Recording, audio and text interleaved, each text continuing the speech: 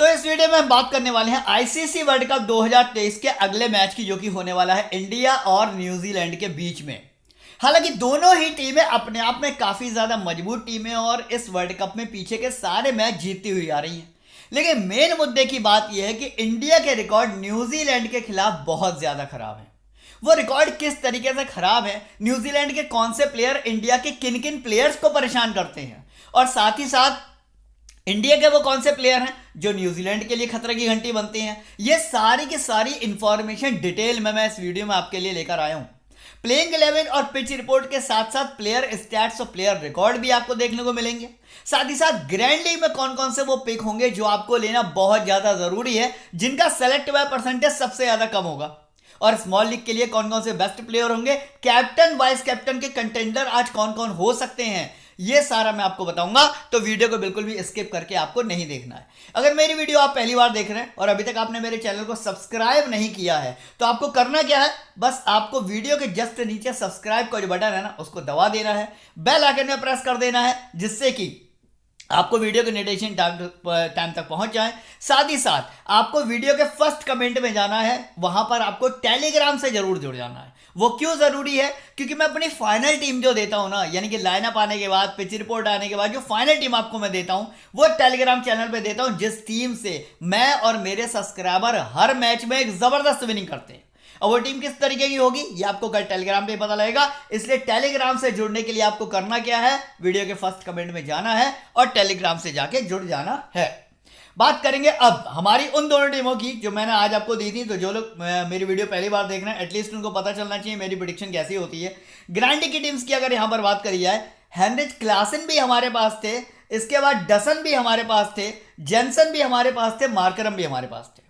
Bowling lineup से अगर देखा जाए तो हाईएस्ट विकेट टेकर टोपले भी हमारे पास थे, इसके बाद कॉट्जी भी हमारे पास थे, रबाडा भी थे, और वुड ने भले ही विकेट नहीं लिए लेकिन एटलीस्ट रन बनाकर अपना कोटा पूरा कर दिया। इस तरीके की ग्रैंड लीग की टीम अगर आपको चाहिए ना, तो वो आपको मिलेगी मेरे टेलीग्राम चैनल को। वीडियो के फर्स्ट कमेंट में टेलीग्राम चैनल का लिंक दे रखा है, फटाफट से जाके जुड़ जाइए। अब सबसे पहले यहां पर बात कर लेंगे भाई पिच रिपोर्ट की, जो कि आपके लिए सुनना सबसे ज्यादा जरूरी है। देखिए, हिमाचल प्रदेश क्रिकेट एसोसिएशन धर्मशाला में ये जो मैच होने वाला है ना, यहां पर पहले जो मैच होते थे ना, वो सारे के सारे लो स्कोरिंग मैच हुआ करते थे, चाहे फिर वो आईपीएल के हों, चाहे फिर वो इंटरनेशनल ओडीआई हों। लेकिन अब थोड़ा सा पिच के अंदर बदलाव किया गया है, जैसे कि मैंने आपको पिछले मैच में भी बताया था, जो मैच इस वाली पिच पर हुआ था, तो वीडियो में मैंने आपको साफ साफ बताया था पिच के अंदर थोड़े से बदलाव किए गए हैं, और अब ये पिच आपको थोड़ी सी बैटिंग फ्रेंडली भी देखने को मिलेगी। हालांकि बहुत ज्यादा हाई स्कोर की उम्मीद यहां पर आप नहीं कर सकते। क्यों? उसकी वजह यह है कि इसी वर्ल्ड कप में इसी पिच पर स्कोर बनाने की कोशिश करने के बाद भी बहुत ज्यादा हाई स्कोर नहीं बना है। बात करेंगे अगर यहां पर पेस वर्सेस स्पिन की, तो मैं आपको बता दूं मोस्ट ऑफ द एडवांटेज यहां पर पेसर्स को ही मिलता है, लेकिन क्वालिटी स्पिनर्स, यानी कि अगर कुलदीप यादव की बात करूं, ऐसे स्पिनर्स 100% यहां पर विकेट लेके जाते हैं। इस बात का भी आपको ध्यान रखना पड़ेगा। बात करेंगे अब यहां पर लेटेस्ट कुछ इंटरनेशनल ओडीआई की, तो आपको कुछ और ज्यादा क्लियर हो जाएगी। 200 से कम यहां पर 3 बार स्कोर बना, 300 से अधिक यहां पर 1 बार स्कोर बना, जिनमें से एक मैच ऐसा था जो इसी वर्ल्ड कप का था, ये भी मैं आपको बता दूं। बाकी 200 से 250 एक बार और 250 से 300 के बीच में एक ही बार यहां पर स्कोर हुआ है। बात करेंगे अब यहां पर उन कुछ मैचेस की जो कि इसी ग्राउंड पर हुए हैं, तो आपको और ज्यादा पिच रिपोर्ट क्लियर हो जाएगी। 17 अक्टूबर आईसीसी वर्ल्ड कप 2023 का वही मैच जो कि अभी अभी कुछ दिन पहले हुआ था। आप देखोगे नीदरलैंड जैसी कमजोर टीम ने भी यहां पर 245 रन का स्कोर कर दिया था, और साउथ अफ्रीका ने 207 का क्यों किया, ये मैंने आपको उस दिन भी वीडियो में बताया था कि नीदरलैंड के जो रिकॉर्ड है ना, वो साउथ अफ्रीका के अगेंस्ट में बहुत अच्छे हैं, और साउथ अफ्रीका के हारने के बहुत ज्यादा चांसेस है, और वही हुआ मैच में। इससे पहले अगर हम 10 अक्टूबर के मैच की बात करें, यानी कि इसी वर्ल्ड कप के एक और मैच की, यहां पर इंग्लैंड पहले बैट करने आई और उसने 364 रन का स्कोर कर दिया।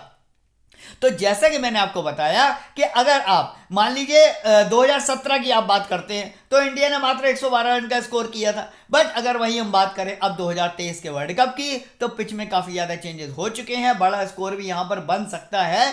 कोई बहुत ज़्यादा टफ नहीं है, बट ये है कि अगर प्लेयर आराम से खेलेंगे तो पक्का से यहाँ पर एक बड़ा स्कोर कर पाएंगे। अब बात करेंगे उस एप्लीकेशन की जहां पर मतलब लीडर बोर्ड में मेरी रैंक चल रही है बहुत ही बेहतरीन। यहां पर मैं आ गया हूं 6 नंबर पे। 6 नंबर पे क्यों आ गया हूं? क्योंकि मैं हर एक मैच में ग्रैंडली खेलता हूं, इस एप्लीकेशन पर खेलता हूं, और साथ ही साथ कम से कम 8 से लेकर 10 टीमों से खेलता हूं। तो इनमें जो मेरी बेस्ट टीम होती है ना, जिसके सबसे ज्यादा पॉइंट होते हैं, वो टीम के पॉइंट मेरे कैलकुलेट होते हैं लीडर बोर्ड में, और इसीलिए हजारों लोगों के बीच में मेरी रैंक पहुंची हुई 6। तो अगर आपको भी 11 लाख के इस लीडर बोर्ड में पार्टिसिपेट करना है, फर्स्ट रैंक का प्राइस है यहां पर 5 लाख रुपए, और सेकंड रैंक का प्राइस है यहां पर तकरीबन 3 लाख रुपए।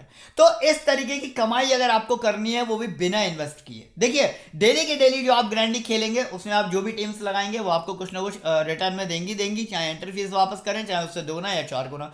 लेकिन पूरे वर्ल्ड कप के बाद आपका जो रिजल्ट निकल कर आएगा, तो ये पैसा जो आपको मिलेगा ना, वो होगा आपकी मेहनत का, आपके टैलेंट का।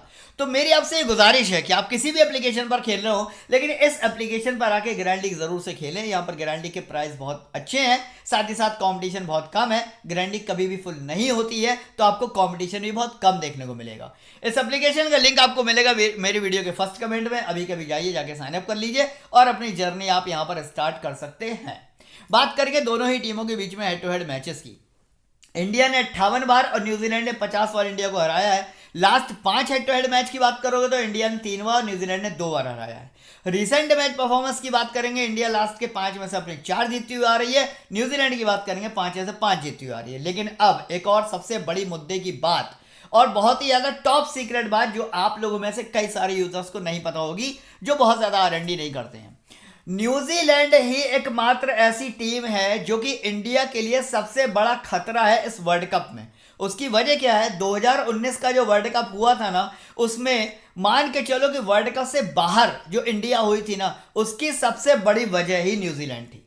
और मैं आपको एक बात और बता दूं, लास्ट के तो नहीं, लेकिन 8 मैच ऐसे हैं इंडिया और न्यूजीलैंड के बीच में, जिनमें से 7 मैच जो है ना, वो न्यूजीलैंड इंडिया को हरा चुकी है। तो न्यूजीलैंड के जो रिकॉर्ड हैं वो इंडिया के अगेंस्ट में बहुत अच्छे हैं, और इंडिया के रिकॉर्ड न्यूजीलैंड के अगेंस्ट में बहुत खराब हैं। यानी कि इंडिया के वो बैट्समैन जैसे कि रोहित शर्मा हो गए, शुभमन गिल हो गए, श्रेयस अय्यर हो गए, इस तरीके के वो बैट्समैन हैं जो कि न्यूजीलैंड के बॉलर्स यानी कि ट्रेंट बोल्ट और मैट हेनरी के सामने पानी भी भरते हैं कभी कभी। इसमें कोई शर्माने वाली बात नहीं है, जो बात सही है वो मैं आपको बता रहा हूं। अगर आप पुराने रिकॉर्ड उठा के देखेंगे तो न्यूजीलैंड और इंडिया का बहुत ही ज्यादा खराब हाल है। तो कल के मैच में तख्ता पलट भी सकता है, तो इस बात का आपको ध्यान रखना है। आगे अब यहां पर बात करी जाएगी दोनों टीमों की प्लेइंग 11 की, बाकी सारी चीजें मैं आपको धीरे धीरे बताता रहूंगा। सबसे पहले बात करी जाएगी अगर यहाँ पर इंडिया की, तो रोहित शर्मा के साथ आपको ईशान किशन ओपनिंग करते हुए दिखेंगे, विराट कोहली आपको 1 डाउन पर दिखेंगे, श्रेयस अय्यर दिखेंगे 2nd डाउन। इसके बाद केएल राहुल का भी यहाँ पर पोजीशन फिक्स है। अब जो 6ठा नंबर है ना, वहां पर सूर्या या ईशान किशन दोनों में से कोई एक आपको दिख सकता है। जैसे कि मतलब जो देखिए, इनका अभी तक का फॉर्म बना हुआ था ना, एक जिसको कहना चाहिए फ्लो बना हुआ था, उसके अकॉर्डिंग ईशान किशन ठीक थे, सही चल रहे थे। बट अब क्या, हार्दिक पांड्या के इंजर्ड होने की वजह से थोड़ा सा इनका जो फ्लो है ना वो खराब हो गया। जैसे हो सकता है कि ये शामी को यहां पर लेकर आए, और यहां पर ये हो सकता है कि सूर्य को लेकर आए।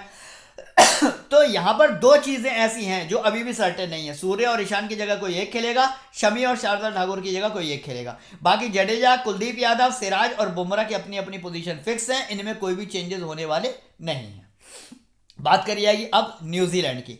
डॉइन कॉनवे के साथ विलियम आपको ओपनिंग करते हुए दिखेंगे, देन सचिन रविंद्र यहां पर आएंगे, डेरी मिचेल है, टॉम लथम है, इसके बाद गलेन फिलिप्स हैं, चैपमैन है, सेंटनर है, फर्गुसन है, मैट हेनरी और बोल्ट है। यानी कि न्यूजीलैंड अपने स्क्वाड में किसी भी तरीके का कोई भी चेंज नहीं कर रही है। यानी कि जो अब आपको स्क्रीन पर दिख रहा है, आप इसका स्क्रीनशॉट ले लो। मोस्ट ऑफ द परसेंटेज यही है कि भाई आपको यही 22 खिलाड़ी खेलते हुए मिलेंगे। बात करी जाएगी दोबारा से उस एप्लीकेशन की जहां पर मैं खेल रहा हूं, क्यों खेल रहा हूं उसकी वजह बहुत सारी है, एक वजह नहीं है। एक वजह तो यह है कि यहां पर लोएस्ट एंट्री फीस है, दूसरी वजह यह है कि लोएस्ट कंपटीशन है, यहां पर गारंटी कभी पूरी भरती ही नहीं है। तीसरी बात यह है कि आपको डिपॉजिट और विड्रॉल दोनों में कहीं भी कोई पैसा नहीं कटेगा, ना जीएसटी देना है ना टीडीएस देना है। साथ ही साथ 10% का एक्स्ट्रा रियल कैश मिलता है, जिससे कि आपके पैसे में बढ़त होती है। इसके बाद बात करेंगे, यहाँ पर 11 लाख का लीडर बोर्ड चल रहा है, जहां पर मेरी खुद की रैंक 6 चल रही है, तो जाहिर सी बात है मेरे सब्सक्राइबर्स की भी यहाँ पर बहुत ज्यादा अच्छी रैंक चल रही है। और 11 लाख रुपए के लीडर बोर्ड में 5 लाख रुपए का प्राइस कमाना यहाँ पर बहुत आसान है। बात करेंगे अब यहाँ पर मेगा लीग की, तो 2 लाख रुपए की मेगा लीग लिखती है, जिसमें कि फर्स्ट प्राइज होता है 1 लाख रुपए, जो रोज फैंटेसी एस्ट्रो का ही कोई ना कोई सब्सक्राइबर जीत रहा है। तो अगर आप मेरे सब्सक्राइबर बनेंगे, इस एप्लीकेशन पर खेलेंगे, तो यकीन मानिए आप ग्रैंडिंग और हेड टू हेड दोनों में जबरदस्त विनिंग कर पाएंगे, और अपना जो भी लॉस आपका अगर अभी तक हुआ होगा ना, वो सारा का सारा लॉस आप यहां पर कवर कर सकते हैं। बात करेंगे प्लेयर वाइज एनालिसिस की। सबसे पहले यहां पर बात करी जाएगी विकेट कीपर कैटेगरी की। विकेट कीपर कैटेगरी की अगर यहां पर मैं बात करूं, तो यहां पर आपको इंडिया की अगर बात करूं तो लोकेश राहुल, न्यूजीलैंड की अगर बात करूं तो डोवाइन कॉनवे और टॉम लथम आपको मिलने वाले हैं। अब किस पोजीशन में, किस कंडीशन में किसको रखना है, ये मैं आपको बता देता हूं। लोकेश राहुल की अगर बात करूं तो इंडिया के एकमात्र ऐसे ये बैट्समैन हैं जो इस वर्ल्ड कप में अभी तक आउट ही नहीं हुए, यानी कि नाबाद हैं, हर मैच में नाबाद रहते हैं। तो और साथ ही साथ अगर स्कोर की बात करेंगे तो भैया जिस तरीके की बैटिंग आती है, जितने ओवर मिलते हैं, उस हिसाब से हमेशा बढ़िया करते हैं। यहाँ मौका मिला 97 में बना है, यहाँ मौका थोड़ा कम मिला है तो 1934 बना है। अब कल लोकेश राहुल को रखना सबसे ज्यादा जरूरी क्यों है, या स्टार प्लेयर क्यों माने जाएंगे कल के लिए, इसकी मैं आपको एक लॉजिक बताता हूं। लॉजिक ये है कि रोहित शर्मा और आपके मान के चलो आप ईशान किशन या सूर्या में से कोई भी अगर खेलता है, हालांकि इनके ऊपर ही आएंगे लोकेश राहुल, लेकिन रोहित शर्मा से नीचे आने वाले हैं, ठीक है ना। तो उस कंडीशन में रोहित शर्मा के आउट होने के चांसेस कल बहुत ज्यादा हैं, क्योंकि न्यूजीलैंड के खिलाफ इनके रिकॉर्ड बहुत ज्यादा खराब है। तो ऐसे में लोकेश राहुल की 100% मतलब बैटिंग आएगी ही आएगी, और काफी ज्यादा बड़ा स्कोर करने की संभावना है, और इनके साथ विकेट कीपिंग के बैकअप भी इनके साथ रहता है। तो मुझे लगता है लोकेश राहुल को आपको पक्का से अपनी टीम में लेके जाना चाहिए। वही बात करूंगा मैं यहाँ पर डिवाइन कॉनवे की। डिवाइन कॉनवे की अगर यहाँ पर बात करी जाए तो मैं आपको बता दूं कि न्यूजीलैंड का केन विलियमसन के बाद अगर कोई ऐसा धुरंधर बैट्समैन है जो बैटिंग फ्रेंडली पिच पर अच्छा खासा स्कोर कर सकता है, जिसको आप देख चुके हो ऑलरेडी 152 और 45 रन का स्कोर किया है, तो डिवाइन कॉनवे को ना ही सिर्फ टीम में रखना है, बल्कि अगर कैप्टन वाइस कैप्टन की कैटेगरी में डालना है तो एक अच्छा प्लेयर यहां पर साबित होगा। अब बात करिए कि टॉम लथम की। टॉम लथम के साथ दिक्कत क्या है कि न्यूजीलैंड का टॉप ऑर्डर है बहुत ज्यादा मजबूत, तो ऐसे में इनकी बैटिंग या तो कभी आती नहीं है, और तभी आती है जब टॉप ऑर्डर का कोई ना कोई 2 या 3 बल्लेबाज जल्दी आउट हो जाते हैं। तो उस केस में टॉम लथम की जब भी बैटिंग आती है तो कमजोर टीम के खिलाफ अच्छा करते हैं। अब यहां पे जो उन्होंने 53 बनाए और 68 बनाए, माना कि दोनों स्कोर अच्छे हैं, लेकिन मैं आपको बता दूं कमजोर टीमों के खिलाफ टॉम लथम अच्छा स्कोर अक्सर कर देते हैं। और या फिर अगर विकेट जो है ना वो स्पिन को थोड़ा सपोर्ट कर देता है, तब टॉम लथम अच्छा स्कोर कर देते हैं। लेकिन अगर पेस फ्रेंडली विकेट है या फिर अगर बैटिंग फ्रेंडली विकेट है, तो ऐसे विकेट पर ना टॉम लथम के चलने के चांसेस थोड़े से कम रहते हैं। तो मैं आपको बता दूं कि पिच रिपोर्ट के अकॉर्डिंग आप ये डिसाइड कर लेंगे टॉम लथम को रखना है या नहीं रखना है। हालांकि इंडिया के खिलाफ इनके रिकॉर्ड कोई खास अच्छे नहीं है, तो आप ड्रॉप करके भी इनको जा सकते हो। बैटिंग कैटेगरी की अगर यहां पर बात करी जाए तो आज आपको 3 नहीं 4 से भी ज्यादा बैट्समैन यहां पर मिलने वाले हैं। कौन कौन मिलेगा? शुभमन गिल की अगर बात करूं, न्यूजीलैंड के खिलाफ रिकॉर्ड अच्छे हैं, 2 बार सेंचुरी मार चुके हैं न्यूजीलैंड के खिलाफ। मस्ट हैव पिक आपके टीम में होने चाहिए, क्योंकि इनकी बैटिंग डेफिनेटली आएगी, ओपनिंग पर बल्लेबाजी करने आएंगे, और अगर थोड़ा बहुत भी ऑर्डर में चेंजेस करेगा मान लो, तो मान के चलो 1 डाउन पर आ जाएंगे, लेकिन डेफिनेटली इनकी बैटिंग आएगी, और एक बड़ा स्कोर आपको इनके बल्ले से देखने को मिलेगा। तो मस्ट हैव पिक आपके होने चाहिए। विराट कोहली की बात करूं, इंडिया का ये वो बैट्समैन है ना, मतलब यार क्यों आखिर इनको किंग कोहली कहा जाता है, कि किसी भी तरीके की पिच हो, मैं कह रहा हूं स्लो विकेट हो, मैं कह रहा हूं बैटिंग फ्रेंडली विकेट हो, स्पिन फ्रेंडली विकेट हो, कैसा भी विकेट हो, ये बंदा हर विकेट पे रन बनाता है। पहली बात तो ये। दूसरी बात ये कि सामने वाली टीम में भले ही कितने ज्यादा मजबूत बॉलर हो, चाहे वो ट्रेंट बोल्ट हो, चाहे फिर वो मैट हेनरी हो, चाहे वो लॉकी फर्गुसन हो, लेकिन वो एक विराट कोहली ही एकमात्र ऐसा बैट्समैन है इंडिया का जो कि हर बॉलर को झेलकर सेंचुरी तक पहुंच जाता है। यहां पर 103 बनाए, 55 बनाए, 85 बनाए, एक आधा मैच में अगर जल्दी आउट हो गए तो कोई दिक्कत नहीं है, आपको मस्ट हैव टीम में अपने रखना है। कैप्टन वाइस कैप्टनसी के ऑप्शन में भी आप डाल सकते हो। बात करिएगी रोहित शर्मा की। रोहित शर्मा की अगर बात करूं, अगर आप इनके इस वर्ल्ड कप के रिकॉर्ड उठा के देखोगे तो यहां पर 131 है, यहां पर 86, यहां पर 48 है, यानी कि या तो कभी सेंचुरी और या फिर कभी हाफ सेंचुरी। बट आपको एक बात बता दूं कि शुरुआती ओवर जो बोल्ट डालने वाला है, उन शुरुआती ओवर में अगर रोहित शर्मा ने उन ओवर को झेल लिए तो आपको दोबारा से ना 80 रन तक रोहित शर्मा पहुंचते दिख जाएंगे, क्योंकि बैटिंग विकेट है, अच्छा विकेट है, यहाँ पर रन बन सकते हैं। लेकिन अगर शुरुआत के ओवर रोहित शर्मा नहीं झेल पाए तो इनको आउट होने में मिनट नहीं लगेगा, ये मैं आपको बता दे रहा हूं। तो बहुत ज्यादा रिस्की प्लेयर कल रोहित शर्मा साबित होने वाले हैं, और अगर आप कैलकुलेटेड रिस्क ले सकते हो ना तो आप रोहित शर्मा को रखना, वरना अगर आप मेरी बात मानते हो ना तो फिर आप रोहित शर्मा को ड्रॉप करके जाओगे तो बहुत एडवांटेज मिलेगा आपको, क्योंकि लोकेश राहुल एक बड़ा स्कोर करेंगे, इधर न्यूजीलैंड से भी काफी लोग बड़ा स्कोर करेंगे, रोहित शर्मा को ड्रॉप भी कर दोगे तो बहुत ज्यादा फर्क पड़ने वाला नहीं है। बात करिए कि अब यहाँ पर अदर दो प्लेयर, सबसे पहले बात करूंगा सूर्य कुमार यादव की। हालांकि इनके खेलने में थोड़ा सा डाउट है, बट अगर खेलते भी है ना, मैं आपको बता दूं ओडीआई के कोई खास अच्छे प्लेयर नहीं है। लास्ट के अगर 7-8 मैच भी उठा लोगे ना, एक ही मैच ऐसा था यहाँ 72 बनाए 50 बनाए, वरना 26 है 35 है 24 है 19 और 8 है। इसकी दो वजह हैं। पहली वजह यह है कि सूर्य कुमार यादव की जो बैटिंग है वो काफी ज्यादा नीचे आती है और तब तक ओवर बचते नहीं है। और दूसरी वजह यह है कि बंदा T20 स्पेशलिस्ट है, आईपीएल स्पेशलिस्ट भी है, लेकिन ओडीआई के इतने अच्छे प्लेयर नहीं है। तो मैं आपको बिल्कुल रिकमेंड नहीं करूंगा कि सूर्य कुमार यादव को स्मॉल लीग में जाओ। हाँ, ग्रैंड लीग के किसी एक कॉम्बिनेशन में आप ट्राई कर सकते हो। श्रेयस अय्यर की अगर बात करिए है मजबूत टीमों के खिलाफ, और खास तौर से जब न्यूजीलैंड जैसी टीम सामने खड़ी हो, तो श्रेयस अय्यर का बल्ला आपको 53 तो छोड़ो, अगर 40 रन भी बना के दे दे तो बहुत बड़ी बात है। तो कल के मैच में आपको श्रेयस अय्यर को स्मॉल लीग में तो फिलहाल ड्रॉप करके ही जाना पड़ेगा। आगे अब यहां पर बात करिएगी न्यूजीलैंड से बैटिंग सेक्शन की। डेरी मिचेल की अगर मैं बात करूं तो one of the best batsman of the New Zealand after the Kane Williamson and after the divine Conway. यानी कि डिवाइन कॉनवे और केन विलियमसन के बाद अगर कोई बेस्ट बैट्समैन है ना, तो फिर वो डेरी मिचेल है। इसको जब भी मौका मिलता है हमेशा बड़ा स्कोर करता है। मस्ट पिक आपकी टीम में होना चाहिए, भले ही किसी को ड्रॉप कर देना, डेरी मिचेल को कभी भी ड्रॉप नहीं करना है। बात करूंगा यहाँ पर विलियन की, तगड़े हिटर है बट कंसिस्टेंट बिल्कुल भी नहीं है। अगर आप इनके पिछले 2 मैचों का रिकॉर्ड देख रहे हैं कि भाई यहाँ पर 54 बना दिया 70 बना दिए, चलो मैं अपनी टीम में ले लेता हूं, तो भाई ये तो कम से कम देख लो कि ये दोनों स्कोर बने किस टीम के खिलाफ हैं। तो कमजोर टीम के खिलाफ विलियन बना देते हैं, लेकिन इंडिया का जो बॉलिंग लाइनअप है इतना कमजोर नहीं है कि विलियन जैसे अनकंसिस्टेंट प्लेयर जो है ना वो यहां पर स्कोर कर पाए, तो आपको ड्रॉप ही करके जाना पड़ेगा। डेविड मिलर की एक बात करूं तो एक तो पहली बात है कि बैटिंग बहुत ज्यादा हद से ज्यादा नीचे आ रही है, बहुत कम ओवर को खेलने को मिल रहे हैं। और अगर बात रही अगर इनको ओवर मिल गए तो जाहिर सी बात है बड़ा स्कोर करने में इनको टाइम नहीं लगता। यहाँ 63 है या 82 है। इसी वर्ल्ड कप में इन्होंने लास्ट मैच में 43 बनाए, 49 भी है 91 भी है। प्लेयर अच्छा है, बट दिक्कत यही है कि लास्ट के कुछ ही ओवर खेलने को मिलते हैं, और उस टाइम पर हमारा जो इंडिया बॉलिंग अटैक है वो बहुत तगड़ा होता है, तो डेविड मिलर उतना ज़्यादा स्कोर नहीं कर पाते हैं। बात करिए अब यहाँ पर ऑलराउंडर सेक्शन की। सबसे पहले बात करेंगे इंडिया से। बड़ा अच्छा लगता था यहाँ पर जब दोनों नाम आते थे, यानी कि हार्दिक पांड्या और रविंद्र जडेजा। बहुत से भी ज़्यादा मिस कर रहा हूँ आज मैं हार्दिक पांड्या, क्योंकि वो एक ऐसा प्लेयर है जो किसी भी कंडीशन में ना इंडिया को मैच यार जिता के ले जाता है। क्यों? क्योंकि बीच में बल्लेबाजी करने आता है, जब मैच फंसता है तो वो रन बना के दे देता है। बॉलिंग करने आता है उस टाइम पर जब अच्छे बॉलरों की पिटाई हो जाती है तो विकेट निकाल के दे देता है। खैर अब फिलहाल नहीं है तो अभी उनकी हम बात नहीं करेंगे, इंजर्ड है, चोट लग गई थी लास्ट वाले मैच में, आपको पता होगा। रविंद्र जडेजा अब एकमात्र ऑप्शन बचते हैं जो पूरी जिम्मेदारी निभाने वाले हैं हार्दिक पांड्या की। तो मस्ट पिक होने चाहिए, किसी भी हाल में आपको छोड़ के नहीं जाना है। चाहो तो कैप्टन वाइस कैप्टन के लिए ट्राई कर सकते हो। वही बात करिए कि न्यूजीलैंड से ऑलराउंडर सेक्शन के रचिन रविंद्र, एकमात्र ऐसा ऑलराउंडर न्यूजीलैंड का जिसकी बैटिंग फॉर श्योर, भाई सेंटेनर की बैटिंग कितनी आएगी नहीं पता, लेकिन रचिन रविंद्र की बैटिंग फॉर श्योर आएगी। Rachin Ravindra for sure 10 over करेंगे। यानी एकमात्र ऐसा ऑलराउंडर है जो आपको सबसे ज्यादा पॉइंट देकर ड्रीम टीम का स्टार मेंबर बन सकता है। मस्ट पिक आपको टीम अपनी रखना ही रखना है।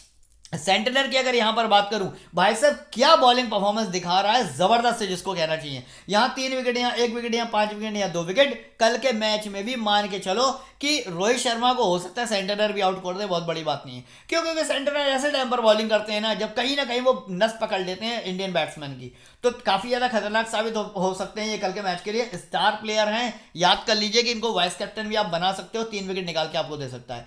जिन लोगों ने मेरे इतनी बार कहने पर भी अभी भी अगर मेरे यूट्यूब चैनल को सब्सक्राइब नहीं किया है ना, तो मैं बार बार बोल रहा हूं कि चैनल को सब्सक्राइब करना बिल्कुल मत भूलिए, बेल आइकन पे प्रेस करना बिल्कुल मत भूलिए। क्यों? उसकी वजह यह है कि आपको इस तरीके की प्रेडिक्शन वीडियो तभी मिल पाएंगी जब आप चैनल को सब्सक्राइब करोगे और बेल आइकन प्रेस करोगे, वरना आपको यूट्यूब पे जाके ढूंढना पड़ेगा। बात करेंगे फाइनल टीम की, वो आपको टेलीग्राम पे ही मिलती है। क्यों? क्योंकि भाई लाइनअप आने के बाद और पिच रिपोर्ट आने के बाद जो टीम में चेंजेस होते हैं वो फाइनल टीम में आपको टेलीग्राम पे देता हूं। बात करिए अब यहां पर नेक्स्ट यानी कि बॉलिंग सेक्शन की। इंडिया के बॉलिंग सेक्शन की बात करूं तो जब तक टीम में शमी नहीं थे तो हमारे पास जो ऑप्शन थे कुलदीप यादव, मोहम्मद सिराज, बुमराह, हम इनमें आसानी से अपना बॉलिंग सिलेक्शन बना पाते थे। अब अगर शमी आ गए ना तो क्या फर्क पड़ने वाले हैं ये मैं आपको बताता हूं। सबसे पहला फर्क ये पड़ेगा कि पहले प्लेयर की बात करूं मैं जसप्रीत बुमराह, इनको 1 नंबर में दे रहा हूं। 1 नंबर का मतलब है first priority Indian bowling section से कि आपको रखना ही रखना है। उसकी वजह क्या है?